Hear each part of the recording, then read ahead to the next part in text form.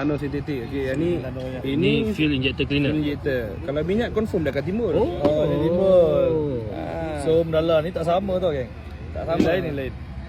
Kadang-kadang ada customer saya hari tu dia hampir masukkan fuel injector cleaner ni dekat dalam enjin, tak boleh. Oh, tak boleh. Itu akan merosakkan lah. Kena cepat-cepat buang minyak. Buang minyak hitam tu. Sebab yang ni bahan bakar. Oh. Dia bukan bahan pelincir. Korang letak dekat dalam Okey. pam minyak. Dan di sebelah pula korang letak dekat dalam enjin. Ada beza. Kalau yang ini masuk dekat dalam pam tangki minyak masih boleh lagi. Cumanya kita punya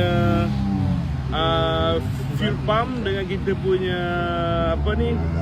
injector akan tersumbat lah. Sebab yang ni dia lubricate. Okey, dia bahan pelincir. Dia pekat sikit daripada bahan bakar. Bahan bakar ni dia very ringan, sangat-sangat ringan. Okey, dia terbakar. Yang ini dia tak